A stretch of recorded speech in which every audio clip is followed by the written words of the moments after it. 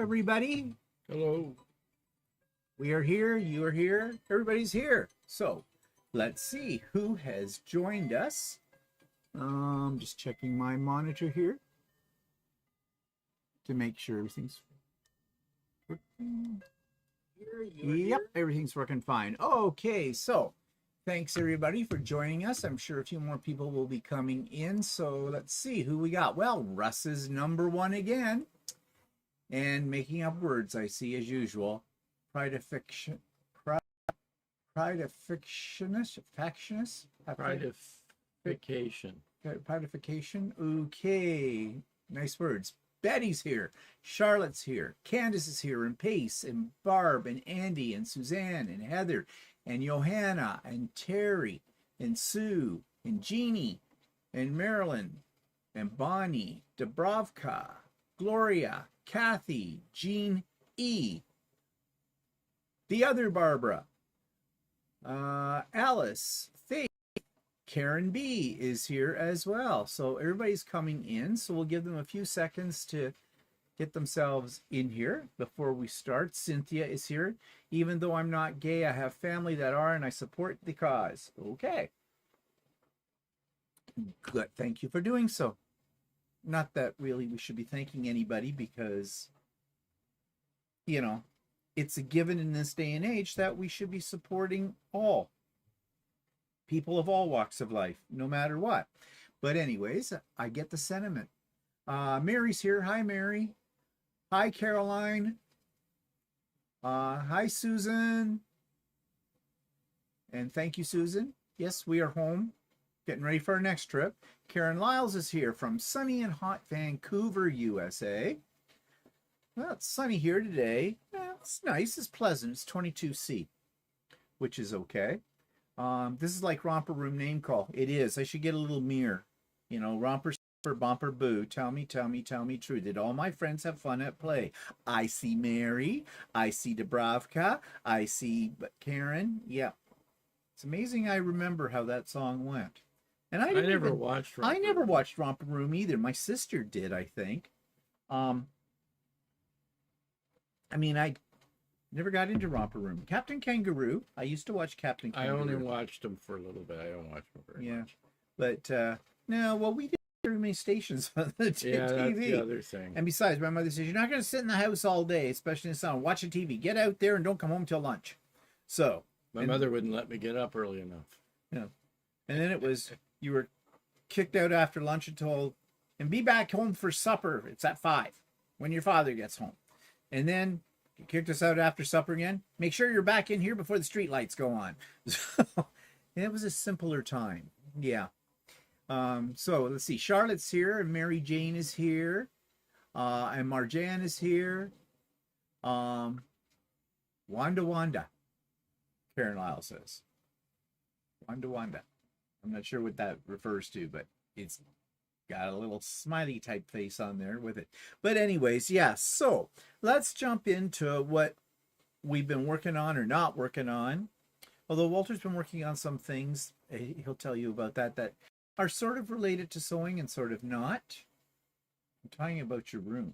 Oh, well, yeah. Tell us. No, I'm just sort of cleaning up my room because we were thinking of getting some new windows put in, and I have a structure next to my window that needs to be removed. So it's a bookshelf, and it's right next to the window, and I know they're going to be happy about putting in a window there. So I have to move that one. I have to clean it out and get rid of it. And either get rid of it, or I was going to replace it with another bookshelf. With the Billy bookcase or whatever they call it. Which is a little skinnier, so than the one Do they still make the Billy? Yeah, they do. That's their best seller. Oh, okay. Because there's one that they made for years and they stopped or something, I heard. Maybe that was the Calyx or something. I don't know.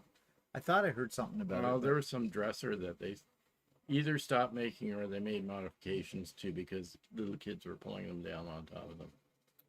Well, that's just fun. Go ahead. You're going to crawl on the furniture. You deserve to be squished. Yeah. Karen says Wanda, wasn't she Romper Room? Well, she could have been. I don't know. There was always Miss Somebody or Miss Something else or someone like missed I said, the boat. We didn't really watch that. Didn't really watch it as much. I don't remember. All I remember is Shea Helen and Oh, yeah. The Friendly Giant. Yeah. And those are two Canadian Those are shows. two Canadian productions, yeah, on that. Yeah, Shea And we Helene. probably only got it because that's probably the only stations we could get. Yeah, well, that's what I meant. That's why I don't know how well we got that. And then later on, there was Mr. Dress Up, but that was more my sister's Yeah, time I period, didn't too. I really didn't watch really watch that. Mr. Dress Up with it. Now, speaking of gay people. Yeah, I know. But anyways, so that's what you've been doing. And Walter made something special, and I got it on video. You won't be able to see the video until tomorrow on my vlog. Walter made Dutch pancakes. For breakfast. For breakfast. For brunch or whatever. His turned out not like the episode when I tried to make them a couple of years ago, and that just became a comedy routine. But they were delicious. Yeah, Barb says Mr. Dress Up in the Friendly Giant. Or she said, Karen says maybe that was another show in the same era. Yeah, if you meant Mr. Dress Up and the Friendly Giant and Shea Helene, yeah, those were all from that time but period. they're Canadian productions. But they were Canadian productions, so I don't imagine most people in the States ever saw them. They probably didn't broadcast far enough down for anybody to get it. And if you did, you wouldn't have cared but about it. We didn't. So that's what Walter's been up to. So I have done a few things this week, but they're more related to 3D printing than they are to quilting. But I have started a Quilt of Valor. I'll just get it up here for you. So these are the first of 6 different blocks for this Quilt of Valor that I'm working on. Actually, I took this picture, and this morning I did 3 more of that tulip block that's there in the second row. And now I can move on to the third block. I've got... This is a project I got started because I'm procrastinating because I have 3 quilts that need to be quilted. One of those is the Barnstar Sampler, and I really got to get it on to Lucy and get on with it. I keep talking myself out of it. Oh, well, you know, I don't want to have any interruptions when I'm doing it because it's going to take a while to get it done, and so maybe I shouldn't start it today. I don't know what it is about. I mean, I have a long arm, and there's lots of people that would love to have a long arm. It's just that it's a love-hate relationship between Lucy and myself. I love to hate her, and she loves to hate me. So sometimes, you know, most of the time she works out pretty good. Well, I'm getting better at it, but it's the loading of them. Loading up those bloody long arms, it's a pain in the butt. I can tell you that. And then every time, because I don't long arm every day, I have to think about the settings and everything. And, you know, does this right? I write it down, but yeah, that never seems to work. But we'll get there. So Arta has come in, and Colleen are here. So anyways, that's as far as I've got. Now I've got another project on my embroidery machine that I just started today. Again, procrastinating. Making this sort of a Christmas table runner thing for friends of ours that we're going to be seeing in July. So I had to get started on it now because it's all done in thread. There's no in the hoop applique on this one. But anyways, I'll talk more about that and show you more of it as I just started it, so nothing really to see yet. Okay, so what is coming up this week? Well, Sewing with Steve. Yes. That is Wednesday. I had to think about it. Yeah, Wednesday. Everybody's welcome to come. So, you know, don't hesitate. We had a new person last week, and she is in Hawaii, so by the time she got on with us, she only had an hour left. But anyways, I think she said she's going to try to get back on again another time. I think she had a good time, but everybody's welcome. So come join us. Linda's here. Hi, Linda. So we've got that. So Chatty this week. I had a video that I made of that gnome landscape wall hanging, showing you how you can take existing embroidery files and combine them to make something new. So you're not just doing whatever those were designed for, like the projects they have. You can think outside the box and have a little fun with it. And that offers all kinds of other opportunities for you as well. What else is coming up? Pop-up Sew Day. Not this Saturday coming, a week from this Saturday coming. That'll be June the 21st. Walter's off to his in-person sew day, so while the cat's away, the mice can play. And there will be more about that with the link for it and everything. Not next week, the week after, in all the show notes. And looking way in advance, my Stephen's annual birthday bash pop-up sew day is on July the 12th. And again, there'll be more information about that. The fun part about that one is that pop-up is very special. Just because it's my birthday. Well, yes, it is because it's my birthday. But I give out prizes on my birthday.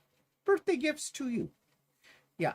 So, that's open to everybody as well. And you don't have to register anything for that.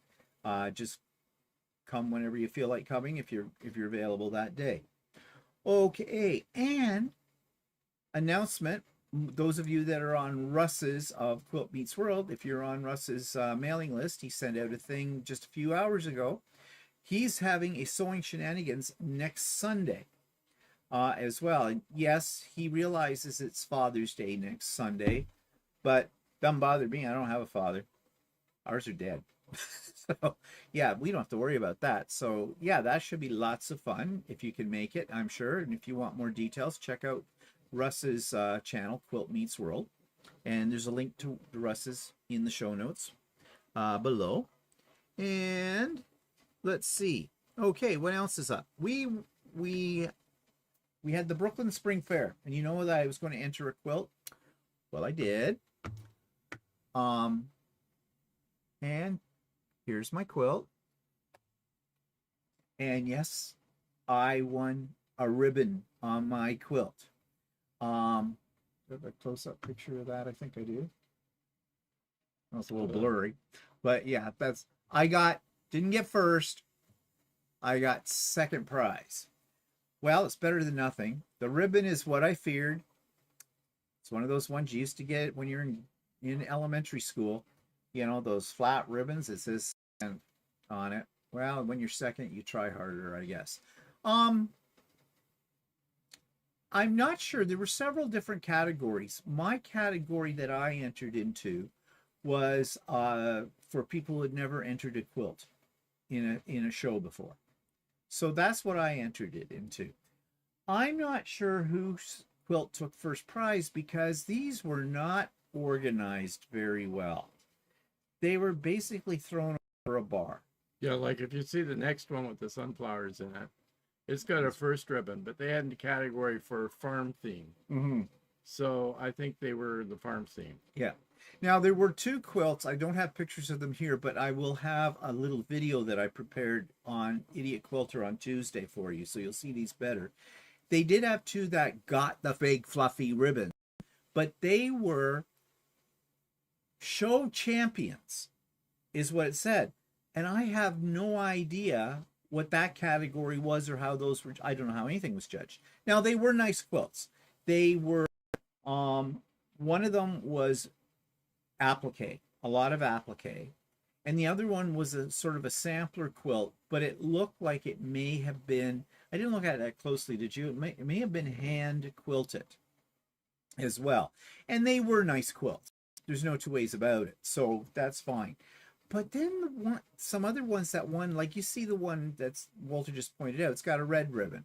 Well, there was a couple of other ones that won first place, and I don't know if they but they had different categories, and they had nothing clearly displayed. No, you didn't know. No, you didn't know that Steve won for one category, right? And you didn't know what the other the competition was because they were all like hanging mismatched. Yeah, there weren't that many quilts, which leads me to believe there might have been only 2 entries in your category. Yeah, that's why I'm just wondering myself. So I was on the bottom. Well, there were a few third place ribbons. At least I didn't get a third place. But okay, this is going to sound like sour grapes, and I don't mean it to sound that way, but some of the ones that had a first prize on them was questionable. There was one, it was a panel. It was a panel with two borders. Yeah, but maybe they're the only one that entered in that category. Yeah, but I don't know what that category was because there wasn't a category for panel quilt, and it had two borders, and the borders weren't pieced. They were just strips of fabric, like kind So of. So there goes to believe that okay, you can be a prize winner in a quilt show if nobody enters the quilt, and you're the only one. That's the secret. Anyways, the overall fair was very disappointing. I had never been to the Brooklyn Spring Fair. Now, Brooklyn is a little town, it's part of It's the town. not like Brooklyn, New York. No, it's a little tiny. It's called the Village of Brooklyn. A lot of new development in the area, and the people who live in Brooklyn are very posh. They think. Like I like to remind anybody that gets a little poshy that comes from Brooklyn that, your houses are built on about 20 feet of cow shit because it was all pasture. But I grew up in that same town, but not Brooklyn. Whitby. Whitby is attached to Brooklyn. Back in about 1965 or 66, the village of Brooklyn was amalgamated into the town of Whitby way back. And I grew up in Whitby, pretty much. But I'd never been to the Brooklyn Spring Fair, and it happens every year on the first weekend in June. So we went to the Brooklyn Spring Fair.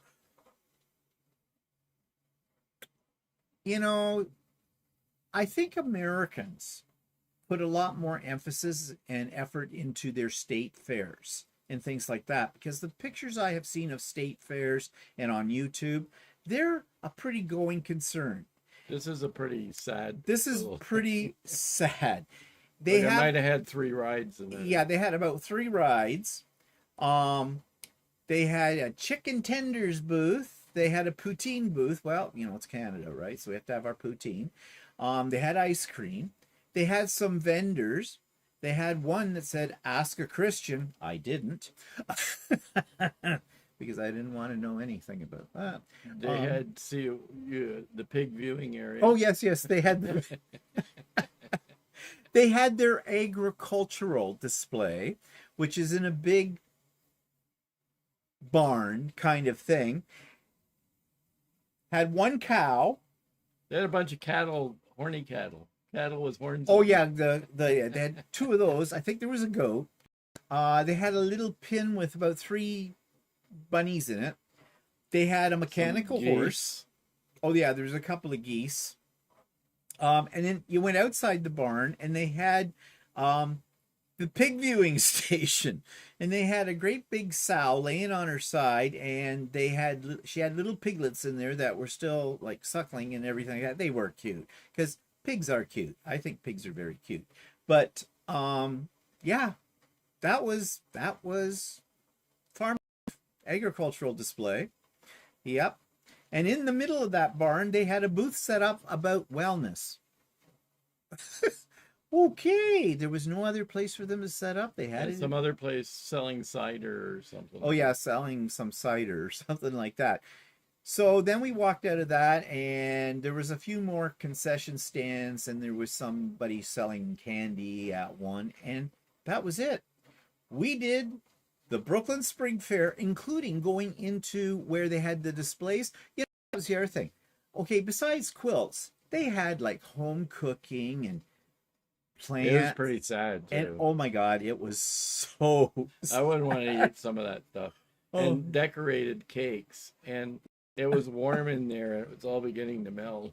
Yeah. Like, I don't know. I haven't been to a fair in many, many years, but I was before we moved to Whitby, when I was a little kid, lived in a little village called Norwood. That's about an hour east of us now. And they have a fall fair every year on Thanksgiving weekend. And I remember as a kid, when you went into the display barn, it was just rows upon rows of everything from crochet, knitting, quilting, home baking, flower arranging. There was even a section on kids' handwriting. There was a whole section of the kids, like from the schools, because I remember it was a big thing when we were in school to, did different projects that we could enter in the fair and stuff like that. At this cake had a pig face on it, right? And a pig. Should have taken a picture of it. Had a pig face on it, and on to the side on the top of the cake were these two pink bumps. And I said, "Is that supposed to be a boob cake?" Yeah. And then there was, I don't understand the category, but there was a little plastic Ziploc bag with a, what I think may have been wet at one point in time, paper towel. And I read the tag on it, and it was a bean, a seed, a bean, like a bean in there. And it wasn't for fries. Couldn't see it. It was covered up in a paper towel. Oh, it was pretty weak. But you know, maybe that's the way things are these days. Probably a lot of people don't have a lot of interest in putting things in country fairs anymore, at least here in where I live. I mean, we're just outside of the main Toronto area, like the GTA kind of a thing. So, you know, it may not be a thing here. I mean, we do have fairs across Canada. Like there's the Calgary Stampede. I've never been, but it's huge. And then we have the CNE, the Canadian National Exhibition. Which, yeah, but they don't have farmer displays anymore. No, Canadian that's National. Right. They got rid of those. They put that in the Royal Winter Fair. Mm-hmm.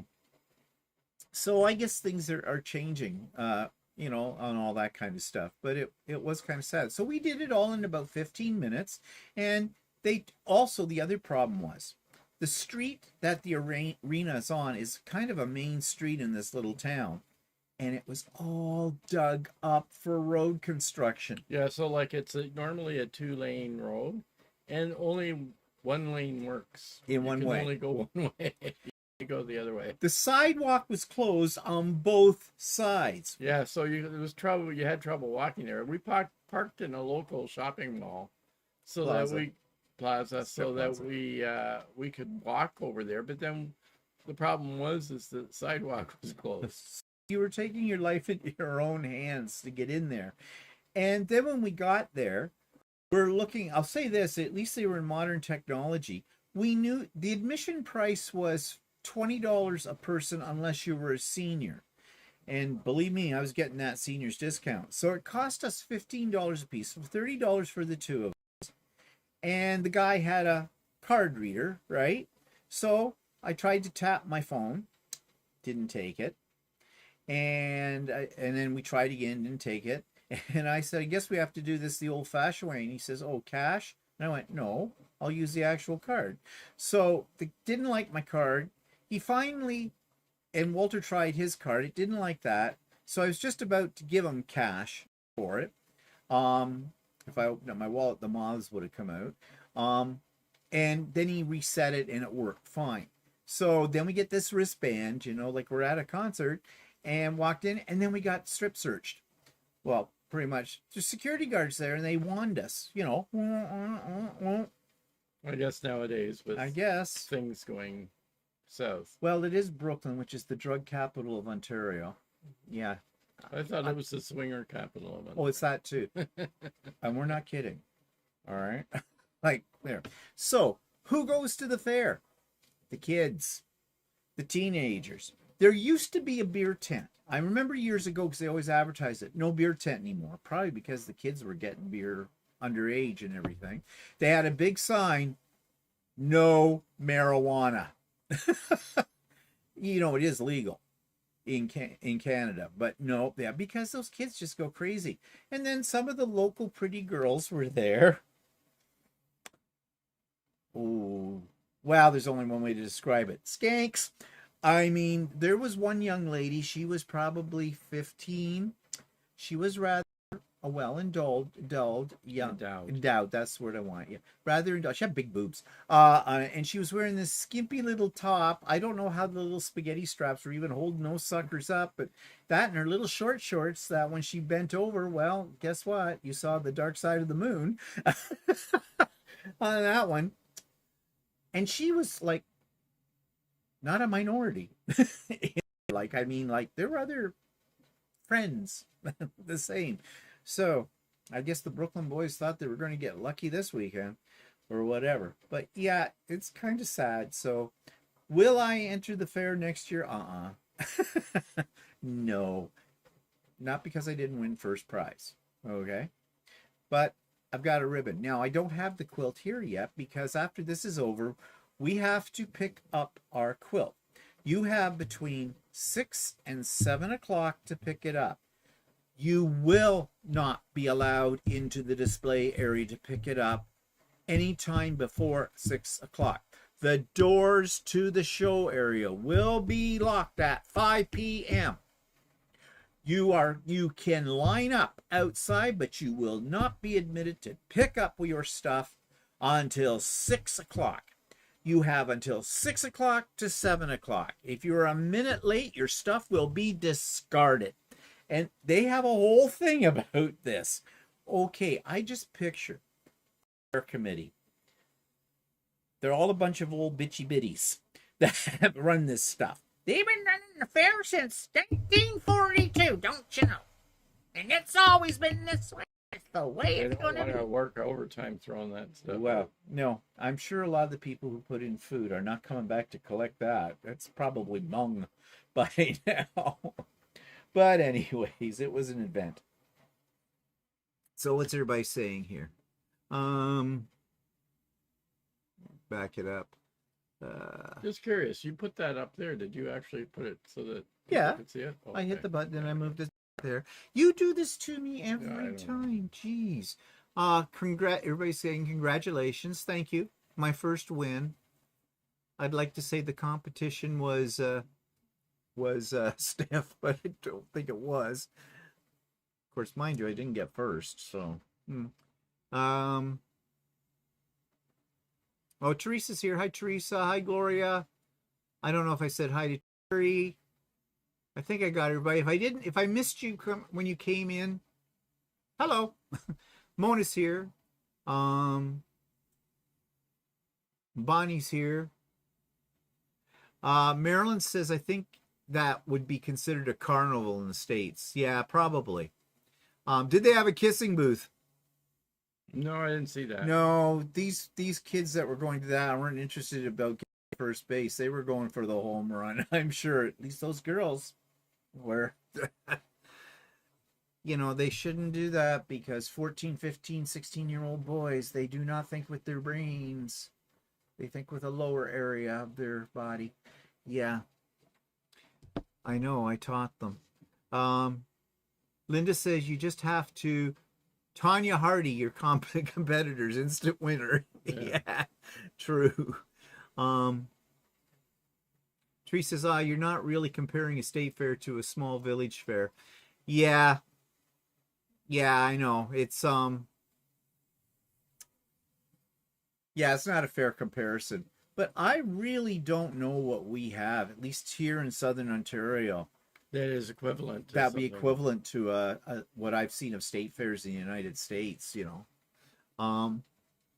Marilyn says they wouldn't have farm animals at a carnival. Well, they actually had a little petting part, you know, feed a goat, get your hands covered in slime, goat spit, you know, that kind of thing. Buy a cup of food. Yeah, buy a cup of food and let them lick you. Well, I said they had a couple of horned cows. And they had a horse. They had a milking cow. And they had a milking cow. And then they had pigs in a viewing trailer. You know, that kind of thing. But no, they wouldn't have probably a ton like that. It's not like the Royal Winter Fair in Toronto kind of a thing. Yeah, Betty says, congratulations. At least you got a ribbon, even as a small one. That's right. And you know how I said that I wanted a big fluffy ribbon? It's on its way. I bought a big fluffy ribbon on Amazon. It comes sometime later today, and I'm sticking it on that ribbon, and so I have my big fluffy ribbon. That's all I wanted. The big fluffy ribbon.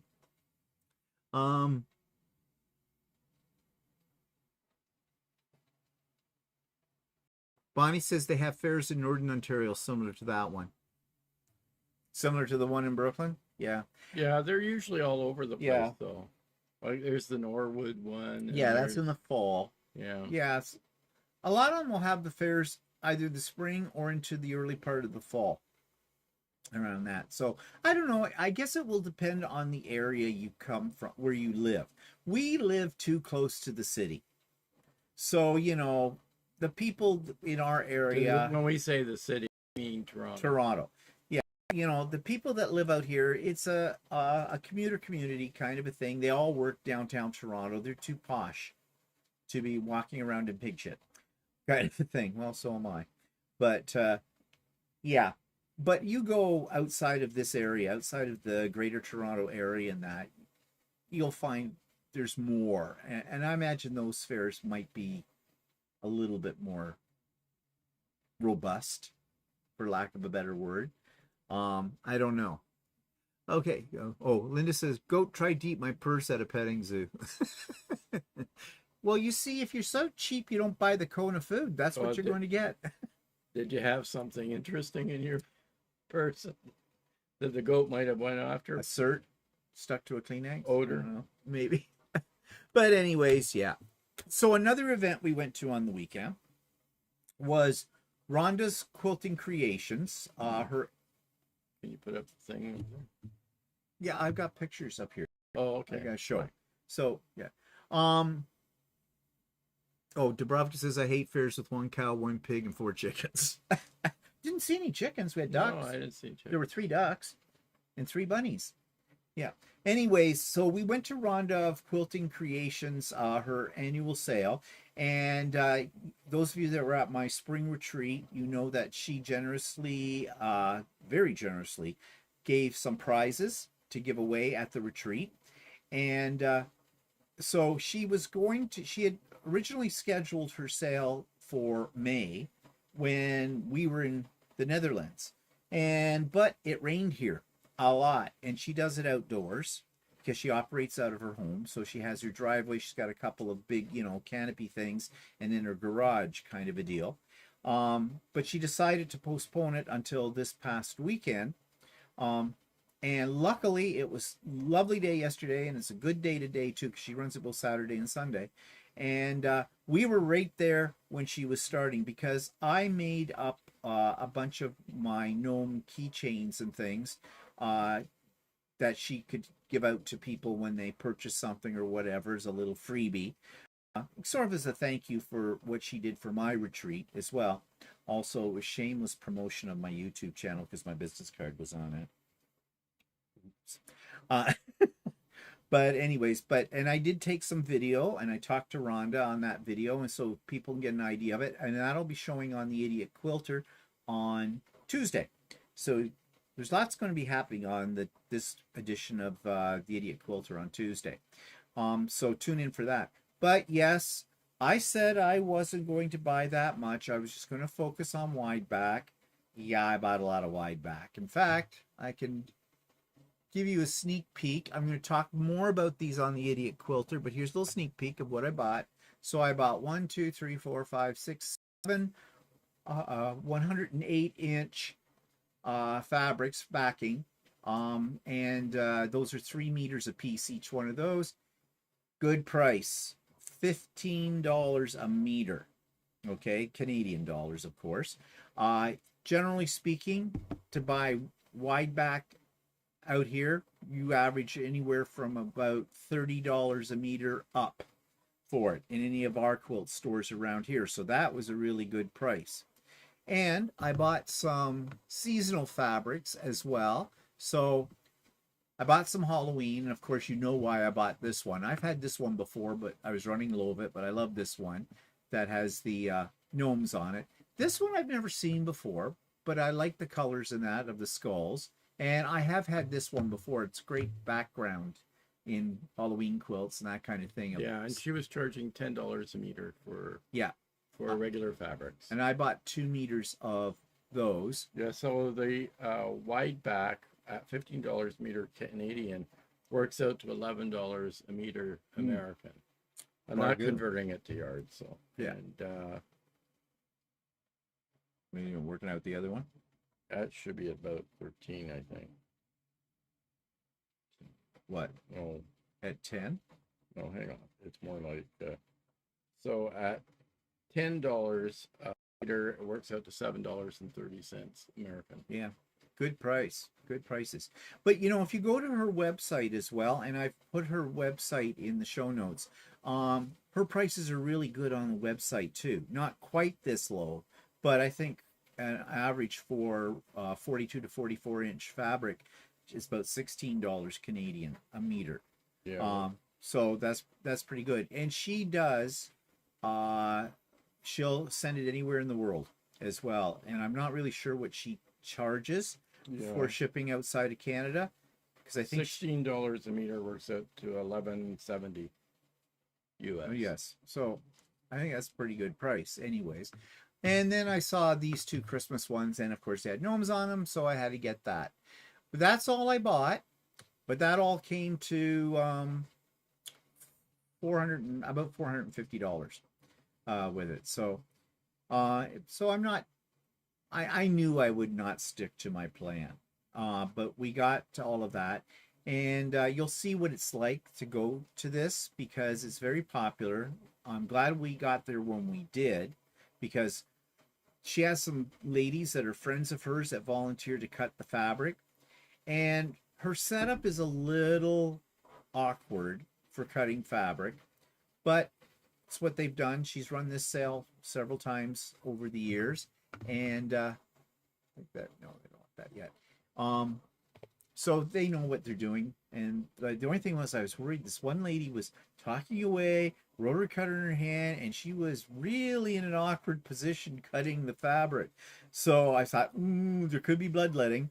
But yeah, she was fine, at least as long when we were there. She was being careful, though. Yeah. Well, she wasn't being willy-nilly about it. So also, you noticed, you said you thought she was left-handed. So yeah, she was left-handed. Oh, that's okay. why. And she was having a hard time. Her cutting mat wasn't really that huge, and when she was cutting the wide back, it was a little bit awkward. Awkward. But it's a good sale. I like going to it. So Ronda's a really nice person, and it gets busy, really busy. So I was glad it didn't rain on her that day. Let's see here. Oh, Darcy's here. She says there are carnivals and larger state fairs in the States, but we also have 4-H fairs where kids show and sell their farm animals, barns for the different animals, and show arenas. Yeah, I don't know if we have 4-H. Yeah, the problem is that our population is just not high enough to support that's all the that stuff. problem. Yeah, forget about that. We're a large landmass country, but we're a small population. You know, we're just 40 million people across the second largest landmass in the world. So yeah. Angel's here. Hi, Angel. Linda likes the abstracts. Yes, Sue says you hit the wide back bonanza. I did. And that's why, you know, getting wide backs, the selection, at least any place that I go, is usually very, very slim. So yeah. And at that price, yeah, that's the best thing. I mean, if we'd gone to like some place like Kawartha Quilting, wide backs there are like $35, $36, $42 a meter. Holy crap, you got to take out a second mortgage to back a quilt. So yeah. Oh, Diana's here. Oh, Diana's in Canada. She's up here already. Okay, she's in Waterloo. And Candace says you can never have too much Halloween fabric. I know. I do have a fair amount of Halloween one. I try to make one Halloween project at least every year for it, but you know, after a while, what are you going to do with them? I mean, I decorate for Halloween. I never used to do that, and that's because of quilting. Yes, several people are saying it was a good price on wide backs. It is. Sherry's here. Hi, Sherry. Yeah, Linda says 40 million, same population as California. Exactly. Yeah. And we forget that at times, you know, because I mean, American population is 10 times bigger than ours. So 10 times bigger market for things. Okay, so the sale was great. And so we're going to get to our main topic today. June is Pride Month. And we thought we'd talk a little bit about it because this year in the United States anyways, but here in Canada too, because of the Great Pumpkin, that's ruling things, and some of the things he's put through on executive orders, it does affect the gay community. And like, for example, I found these headlines, and I've been listening to some things on podcasts and that. This comes from CBS News. 2025 Pride celebrations go ahead despite corporate exodus. Big organizers say it won't be easy. I was listening to a podcast today that was talking about this, and major corporations have pulled out of supporting gay pride across the United States. Those companies include places like Walmart, Target, Pepsi, beer companies, you name it, major corporations. And this is a significant thing because these corporations give a lot of money, or have in the past, like hundreds of thousands of dollars. And the same has happened in our country as well. Yeah. So here's the headline from the CBC. Pride Toronto says it's lost 2 more sponsors ahead of annual 2S LGBTQ plus festival. They named here Home Depot and Google. Those were significant sponsors. And Pride parades don't get any funding from anywhere else. I mean, individuals can donate to it, but primarily it is usually a free event.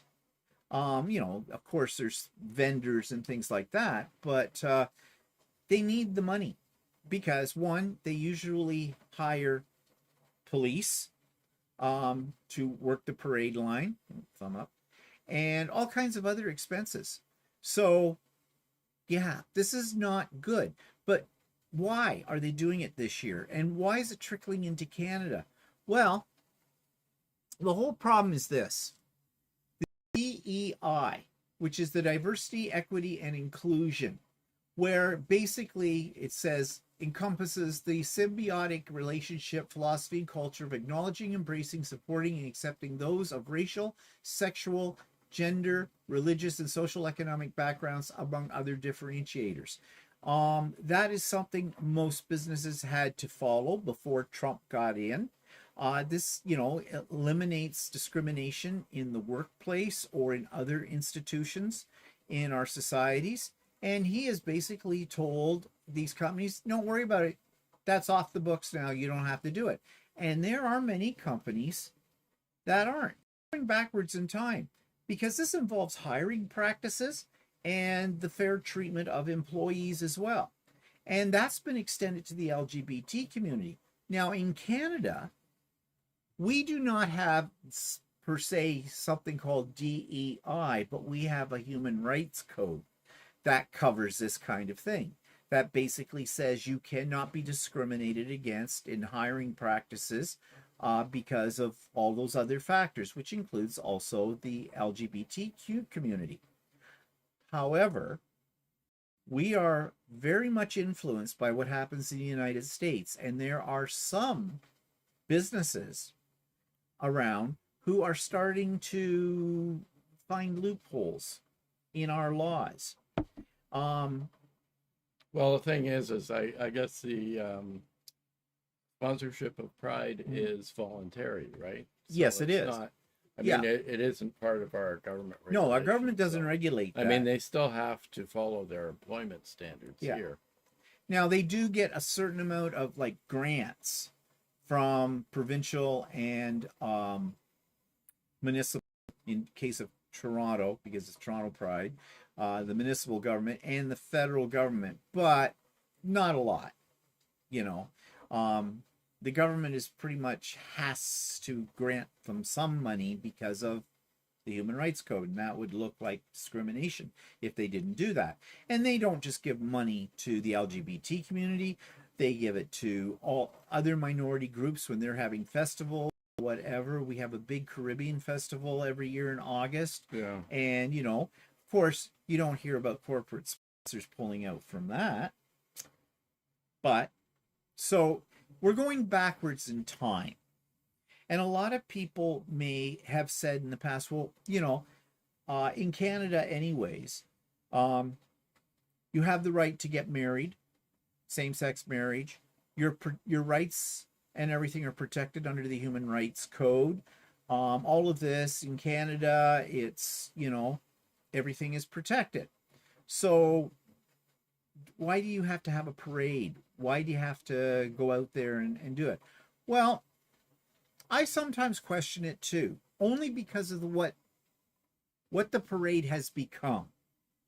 When the parade was started, and a lot of people think that pride parades were started because of Stonewall. Stonewall was a gay bar in New York City, and in 1969, there was a riot.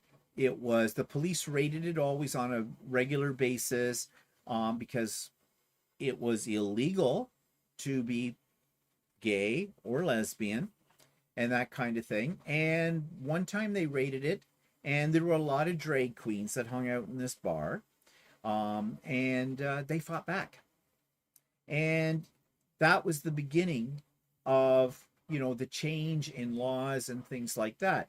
In the United States, okay, this is something that Americans don't understand. There were other movements around the world in around that time period as well. We had one in Toronto later on, and it was the bathhouse raids, where the cops went into bathhouses and basically arrested everybody that was in there, published their names in the newspapers. It ruined people's business careers, because gay life was underground in those days, because that was before we had the Human Rights Code. So the Gay Pride Parade in Toronto and other ones across our country, that's why they have them, to celebrate where we were and where we are today. But when corporations start pulling out sponsorship, that sends a message to the general public that the LGBT community is not worth sponsoring. In fact, that they're a negative group or something, and they shouldn't be encouraged and all this kind of stuff. That's putting everybody back into the closet. And I'm sorry, there's no room in the closet. I need it for my shoes. So, actually, we need it for Walter's shoes, more than I do.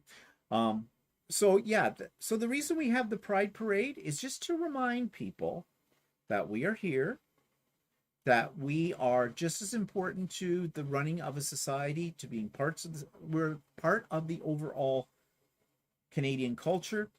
We're there. I hesitate to use the term that a lot of people do. We're here, and we're queer, and we're here, or whatever they used to say, and we're not going anywhere. Well, I don't know if we're not going anywhere. At least in the States, it's going backwards. And it's sad. And like I said, whatever happens in the United States does have an effect on us in Canada as well. As much as we wish it did not, it does. So, yeah. Yeah, it was kind of interesting when we were in Holland or in Netherlands, because I didn't realize, I knew that Amsterdam had a big Pride celebration sometime in August. But then but I guess when we went to our last city that we went to, called Utrecht, it has a Pride celebration on June the 7th, which we just missed, right? Mm-hmm. And because they had posters up all over the place. And just as we were leaving, the day that we were leaving to go to the airport, the hotel we were in was in a big shopping center. And we had to walk through the shopping center to get to the train station, and they were putting up a giant rainbow walkway in the middle of the shopping center, and just for the start of the celebrations. So. And also because that particular mall has its entrance right where people come out of the train station. That's there too. So a lot of people would be traveling in to the city when they have their Pride celebrations as well. So they're creating an atmosphere that was warm and welcoming to everybody. And that's really what the Pride Parade is all about. But I said earlier, it has changed over the years. I mean, we went to one of the first Toronto Prides in about 1984. Something, no, it wasn't 84. It was probably about 85 or 86. And at that time, the parade was actually about 1 block long. Yeah, and it took about 20 minutes. Might have been 100 people watching it. Yeah. Today, It brings in over 1 million spectators, and they're not all gay. Many of them are allies. Some of them are straight people who just come out to see the freaks. Those are the more negative ones. They bring their kids. It's a big party. And to date, in all the years they've had it, they have never had any kind of major violence happen. They have to have the police there just, to help make sure, but no guns, no anybody getting stabbed and knifed, and hopefully that will stay. But, this is another effect. The extreme right in the United States, the conservative elements there, we have our conservative elements, and they are inspired by what they see happening in the States. And so who's to know? We have our fair share of nuts in this country as well. So who's to say that it's going to remain always peaceful? I don't know what straight people have against gay people. Like, they always go on about, oh, well, corrupting family values and that. No, we are family. We have families. We don't corrupt them. You make a person gay, that kind of thing. But basically, the Pride Parade is a celebration of diversity in general in our society. It's just not about gay people, lesbian people, transsexual, bisexual, what do you think of that? It's about anybody who feels like they might be part of a minority group. And lots of groups march in the parade too, not just ones that are affiliated with LGBT. They come in to show their support for it, but more so they're showing too that gay rights are everybody's rights. It's human rights. So I was at Pace was saying something about that they have training and DEI every month in Canada. However, I don't think it's called. Is it called DEI in Canada? I thought it was just called human rights training. Yeah. Well, by our laws, even though it's an American company, they have to follow our laws, and our laws say you have to do that. So yeah. What is taught in DEI training class? Oh, she's asking Pace with that. Yeah, that'd be interesting, Pace. Well, I know what they teach because I've had we don't call it DEI, we call it human rights training. I had it as a teacher as well. There's no discrimination on religion, color, race, or race, sexual identification, gender, all that kind of stuff. Basically, nothing. Everybody has a right to be who they are. And you learn about language, what's appropriate, what's inappropriate, and stuff like that too. And we probably also learn how to handle, as a teacher, we learn how to handle a student who may have violated another student's human rights, basically discriminatory slur or something like that, or, an action that could be seen as being discriminatory, that kind of thing. And most businesses have training in this as well, for their employees. Susan says, Stephen, do you think that nudity in some of the Pride parades last year in Canada had something to do with corporate sponsors drawing funds? No, Susan. I don't think so. But let's talk about that, okay? In Ontario, all right, it is legal for a lady, if she so chooses, to go topless anywhere. Now, the reality is there's not too many people that are going down to shop on Yonge Street in Toronto topless. And of course, I guess, though, I wonder how that rule works, and how you see it in malls. No shirt, no shoes, or whatever, no service. Yeah, well, I imagine that's for women as well. Well, yeah, I would think that. I mean, I'm not even sure why they passed that law, and they passed that law many, many years ago. We do have some beaches in Ontario that are nude beaches. You can close optional beaches. But, the people that go there are basically people who enjoy that kind of thing. It's not really a spectator sport. Yeah, I know. And if you go to a Pride parade, It's usually a small group of people Mm-hmm. that decide to expose everything. I mean, I'm not going to say I'm offended by it, but I don't think there's any need for it. No. Because what happens is there are subgroups within the gay community. You know, you'll see a group of guys all dressed in leather.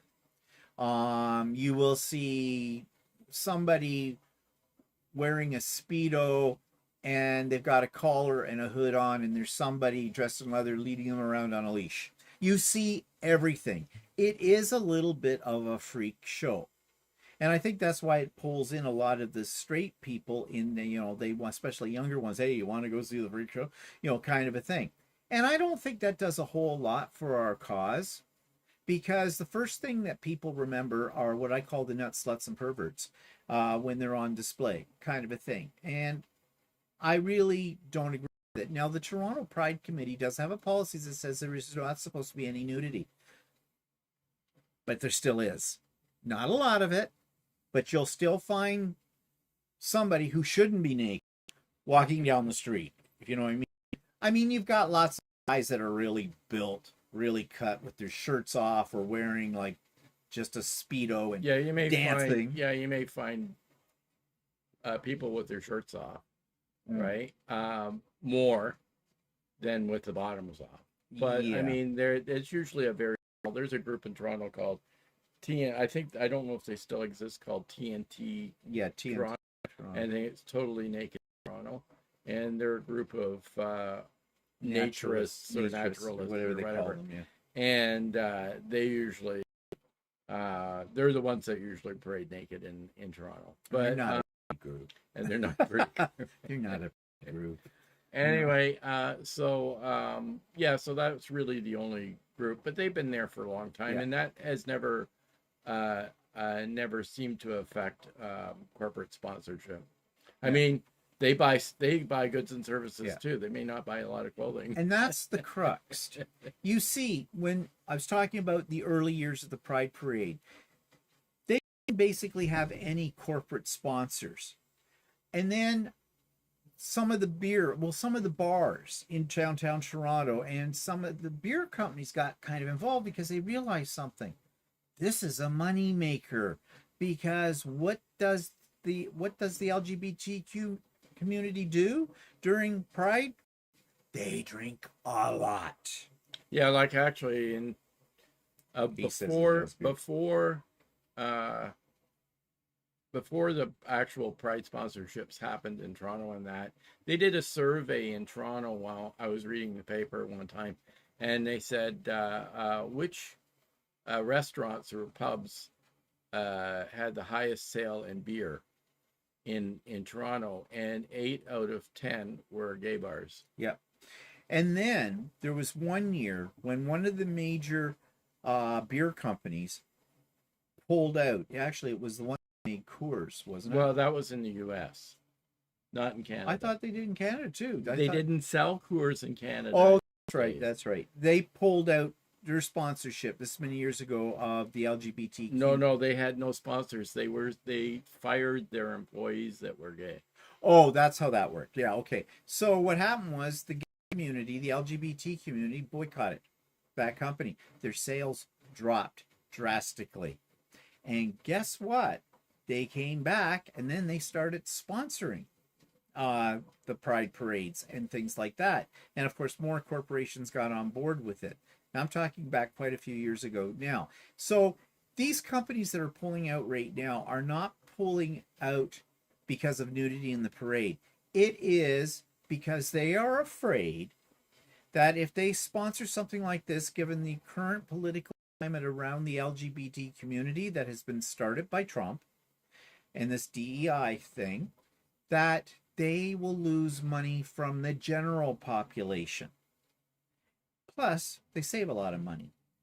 Because the only reason they sponsor the LGBTQ group community is because they know they can make money from it. It all comes down to money. It has nothing to do with ethics. Or are they afraid that they're going to have some reaction from the government in the U.S.? In the U.S., yeah. Because a lot of these companies are U.S.-based companies. Mm-hmm. So that's what's going on.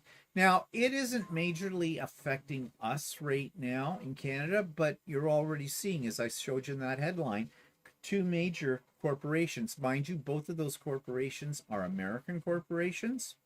So they've pulled out of support for our Pride celebrations. But I got a bone to pick with the Toronto Pride Committee. Anyways, they're a bunch of chicken shit. A few years ago, when Black Lives Matter was all a thing, they interrupted the parade. The group Black Lives Matter. They matter. They got down on the street and sat there and blocked the parade. Nobody did anything about it. The cops wouldn't touch them and move them away. The Pride Committee didn't do anything. The parade stopped. I would have said, keep on going, march on top of them. So the parade basically got canceled at that point. They would not speak out against Black Lives Matter. It was completely inappropriate for that group to do that. In fact, it's completely inappropriate for any outside group, outside the LGBT community, to come in and disrupt the parade. Like, if the Palestinians, the pro-Palestinians, they also did that. Oh, they tried it, but then they got. No, they stopped. Did they stop it? When was that? Was that? That was after BLM. You see, that's one reason why they have to have cops there. And the Pride Committee chickened out, and the cops said they would remove them for actually both groups, and but they had to have a go ahead from the Pride Committee, and the Pride Committee backed down. And that didn't win the Pride Committee. The Pride Committee is very weak. It's very weak in group. In fact, it's they should have what do you call it? They should have stood up to them. Well, not should have stood up. This is our parade. You have your parade. Somebody else. They also should have had what do you call it? Things in place in case something like that happened. Plans in place in case something like that happened. But they're gutless, and they won't even. That article is the first article I've seen where they've named corporate sponsors pulled out because they weren't naming them before. I say name them, because you're not saying an untruth or anything. They've pulled out. List them. Then people can go, oh, that's the way. I'm not going to, you don't support us, we're not going to support you. Actually, Pace, it says it's shameful you have to train to be a good person. Yeah. Actually, no, I think what they're doing is they're making everybody aware of what the corporate atmosphere is. Yeah.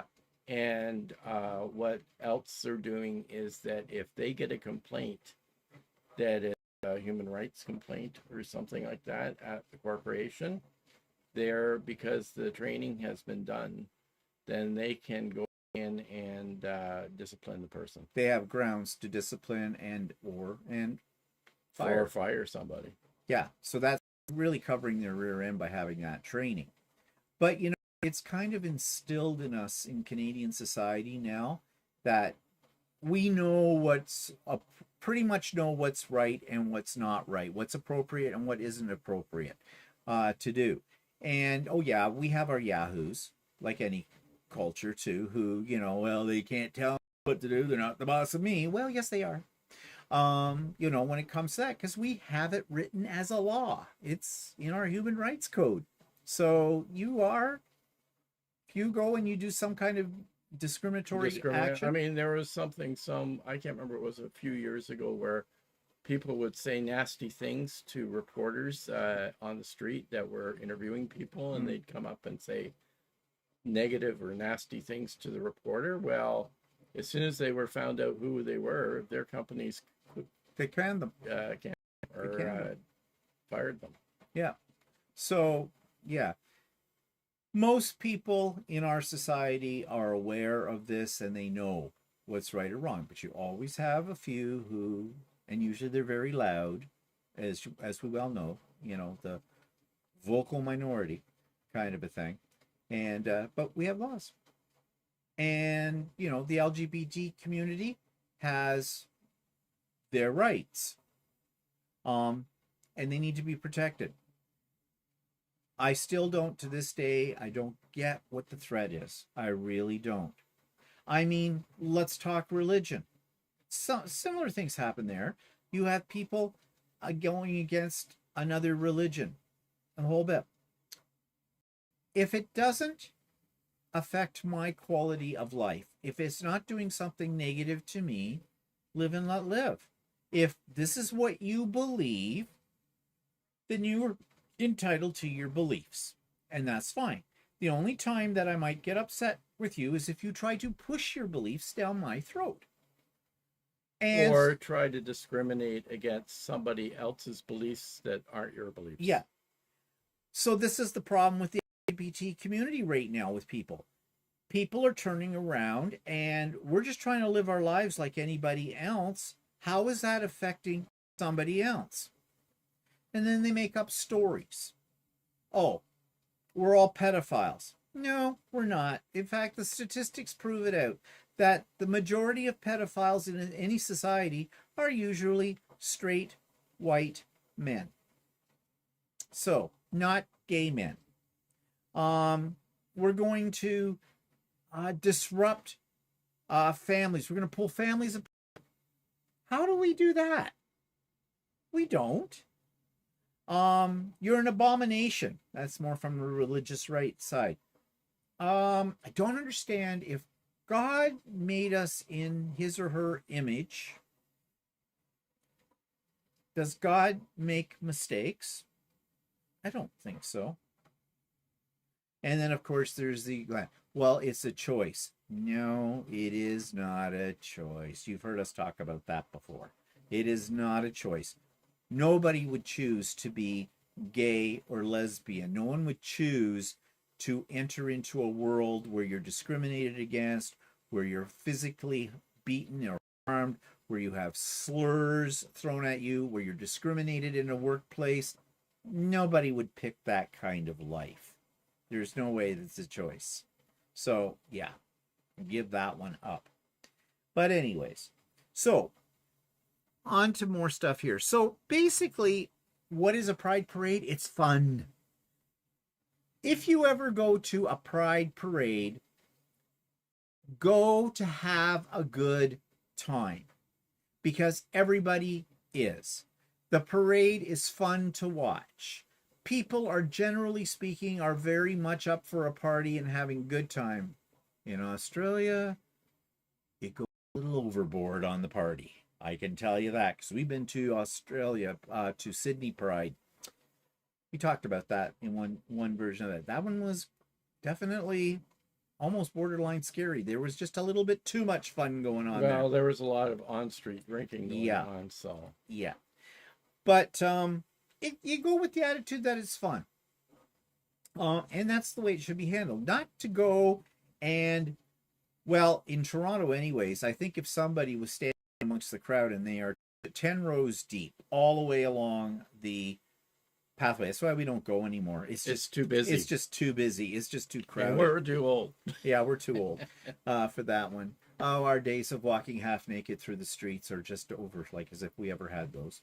But it's, like I was saying, it was a lot of fun. It's a lot of fun. But if somebody was to be in the crowd and start hurling discriminatory slurs at the people in the parade or around them, whoa, the crowd would turn on instantly. So yeah, only an idiot, and we have a few in this country, would try something like that. So yeah, you should go, enjoy, have a good time, be prepared for lots of people wherever you go, and just enjoy it. It's a party.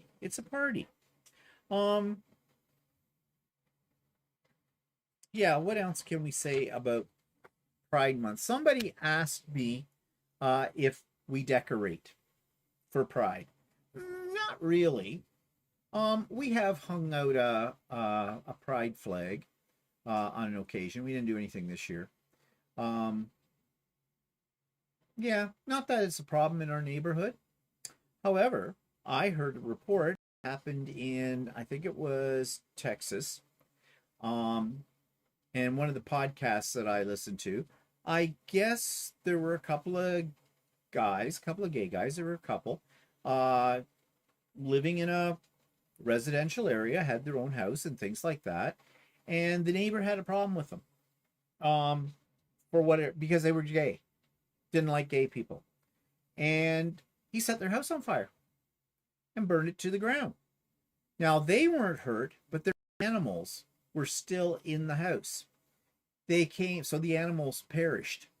They came back later to, sift through the ruins kind of thing. And on their front lawn, this neighbor had taken the bones of their incinerated pets and laid them on the front lawn. When I heard that, I wanted to cry.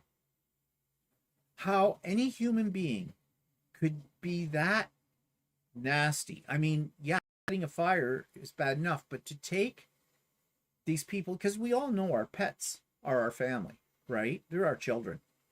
So it's just like taking somebody's kids that got killed by a fire and doing that. I mean, it's the same thing. And then, while these two guys were out there surveying the ruins, the neighbor came over with a gun. He aimed it at one half of the couple. The other guy got in front of it and he was killed. Now, I don't know what happened after that. I don't know. I would assume he would have been charged and whatnot. But what penalty did he get for it? You would assume that he would be found guilty of murder and locked away, but it's Texas. And, there was a law on the books somewhere in the States. I don't know if it was Texas at one time. I don't know if it's still on there. I'm not really sure. I'd heard this, where there was a defense that could be used when somebody harmed somebody from the LGBT community or killed them. I think they used that. It was the Matthew Shepard defense. Matthew Shepard was a young guy. This is back, I think it happened in the early 90s, might have been late 80s. Young guy. He went to a bar, and I think it was an establishment that, catered to the gay crowd. Two guys were tanked up. They grabbed him. They took him out of the bar. They took him down a country road. They tied him up to a fence post, tortured him, and killed him because he was gay. So there was all kinds of things that happened after that. And then I think there was I don't know what happened. There was a law on somebody's books that said, and it was called the gay defense. That's what it was called, gay defense. That if you felt you could claim that the reason I did what I did to that gay person, I beat them up, I killed them, I did whatever, is because I felt threatened by them. Now, I don't know if that's still a law or if that got overruled over time or whatnot. But yeah, it just makes you think, doesn't it? Gay people are humans. Just like everybody else. You wouldn't get you wouldn't get away with that kind of behavior if you did it against a minority group in the States, i.e.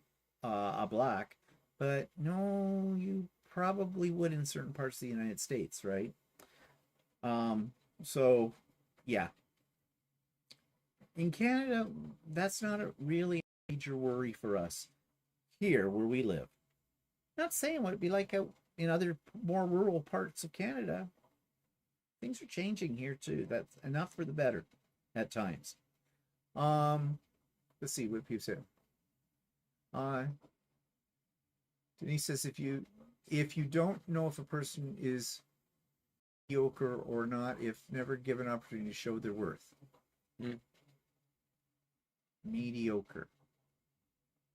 You don't know if a person is mediocre or not if never given an opportunity. I don't understand, Denise, what you mean by that. She says, I disagree. Anyone can come up with some quirky BS and call it a religion, hurting others. Okay. Let me decide for this. I disagree. Anyone can come up with some quirky bullshit and call it a religion, hurting others. Yes, that's true, and there are. but there are laws in our country that protect you against those people. It doesn't mean they will go away. There are laws for that. So Yeah, I know. Like, I mean, places, white supremacy or whatever can't work in Canada because that's against our human rights code. yeah.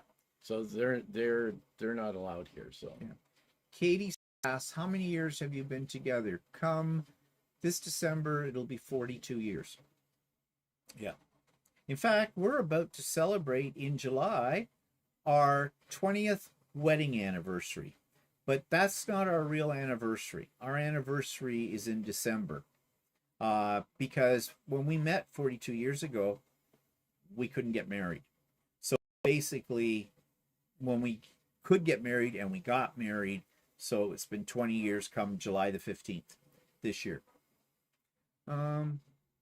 Gloria says, just hearing that makes me want to cry too. Yeah, I know. Karen says, hate no matter who is involved and certainly not what is taught. Yeah, Karen, true. Very true. But it's looking like, things, everybody has something they don't like, right? But in a civilized society, we keep that to ourselves. We realize we don't necessarily have to like everything everybody does or thinks or says, but it isn't for us to go out there and tell somebody that they're absolutely wrong and harm them. Okay? And vice versa. If those people are turning around and harming us because of their belief system, whatever it is. yeah, like if it's a belief right. system that is against all LGBTQ or against Black people or something like that, I don't agree with that. The religion has, if the religion is, I mean, some religions don't like LGBTQ Oh, or yeah. whatever, but I mean, as long as they're not vocal about it. Yeah. Katie says, I think hate is being taught and brainwashed, and I think that's why it's getting worse. I think there are a lot of unhappy people in our world right now who don't feel they're being seen or have any control. So when Trump got into power and he was basically has been playing into those people's feelings and making them feel like they're being seen and that life is going to be better for them because of whatever he does and all that kind of thing. And I think that feeling of we're finally getting somewhere, we're finally can have some power, I think that is transmitting up to some of our population as well. I mean, people who feel downtrodden, constantly beat up for whatever reason, and I mean beat up mentally and emotionally, or they don't feel that they're becoming successful or they can't do anything to make their lives better. When somebody comes along or a group comes along and offers them that kind of thing, well, you can be this and you can have this, and all you have to do is this, then it empowers them. And it's not empowering them in a positive way. It's allowing them permission to act out negatively. And I think that's what we're seeing right now in society. We do need to have DEI, and we do need to have human rights training, all that kind of stuff. And we do need to have, for most people, and it starts with young people in schools, training them how to handle situations that go against the human rights code or that kind of thing. Like, what is an appropriate behavior? If someone lashes out at you, what do? Run home, get a baseball bat and knock their brains out? Or do you go to people who have authority or are counselors or something like that and talk it out and explore other avenues? Because there's always other avenues for this kind of stuff. Behavior management, anger management as well. But we see violence against other human beings every day in the media. And the media is one of the biggest problems, in my opinion, that creates the situation, because they keep showing it and they keep reporting it as if this is the norm and not the extraordinary. So, yeah, it's an uphill battle. but we still have to fight it. And that's why we have a pride parade, to show the positive things in the LGBT community.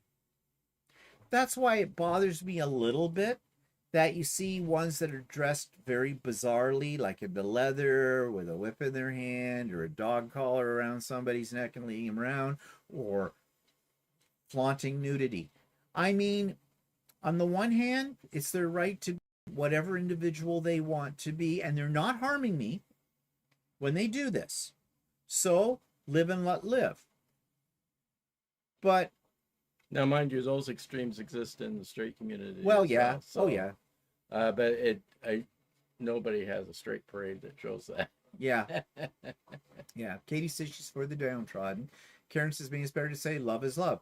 Yes, but unfortunately, I don't say that. You know why? Because it's been said so much, it means nothing now. You hear it all the time. Love is love. Love is love. Haters will hate. Another useless expression. I could say another one too, but it'll get me in trouble on here. So I'm not going to say it. You know what I'm thinking. But yeah. But anyways, yeah, I don't know.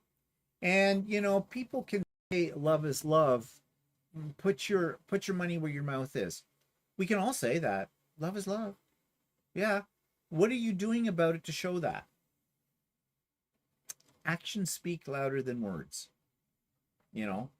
So it's a nice expression. It'll look great on a poster, just like in the 70s when they had the cat hanging from the door sill and go on, hang in there, baby. Or keep on trucking. You know? All those kind of things. What do they really mean? Or what's the one that comes out of Britain and people use it? Don't. Oh. Forget what it is. Carry on. Oh, carry on. Yeah. Don't panic, carry on. Don't worry, carry on. That kind of thing. Those are just words. Actions speak louder than words, and that's what the pride parades are all about, showing actions, because the pride parade also showcases all of the different agencies that fit under the umbrella of the LGBTQ. You know, the social things, the health institutions, equity organizations, employment, all this kind of stuff. It showcases all kinds of things. You can't escape the LGBT community. It's everywhere. And everybody's part of it. Like, it doesn't matter where you work. There's somebody that's part of the LGBT community in it. So, yeah. So, you know, so that's why there is a parade, just to remind people. And also for younger people too, to realize that if they're struggling with their coming out process, that there is resources for them out there.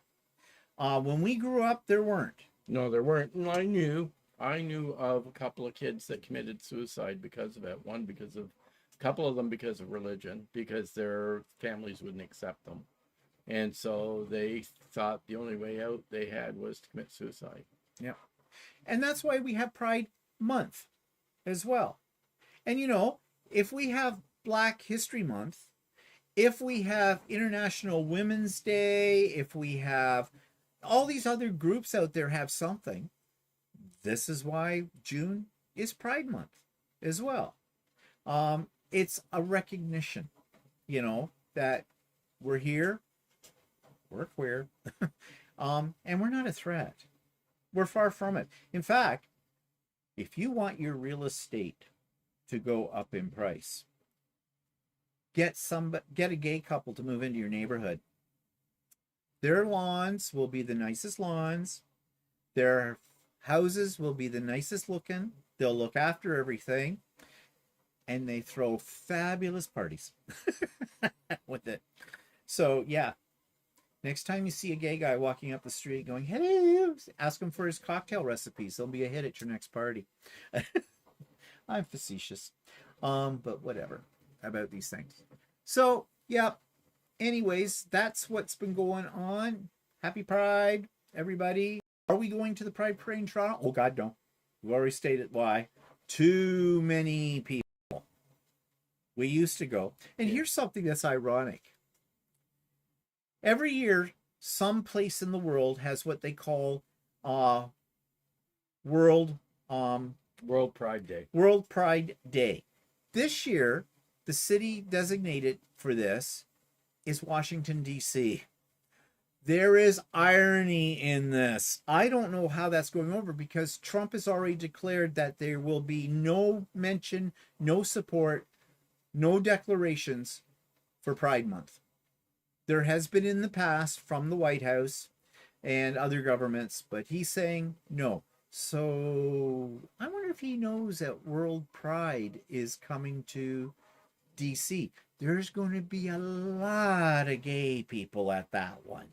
A lot. So this will be hilarious. I can't wait to hear my podcast, what they say about it and everything, and see what gets reported in the news about it as well. So anyways, that's today's thing.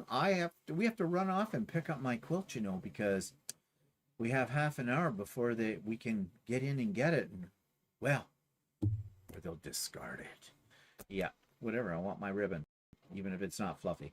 Okay, so thanks for joining us today, everybody. Tune into the videos next week because I have lots of things to show you that have happened over the last while, like big sale at Ronda's, the fair video, Walter making Dutch pancakes, all of that and more on the shows next week. And don't forget, next Sunday, I believe he's starting at about 8, I think. I'll have to double that with Russ, but Russ is having his sewing shenanigans, and of course we'll be here at 4 with our live as usual. So bye everybody, have a good what's left of today, and have a good week. Yeah, bye.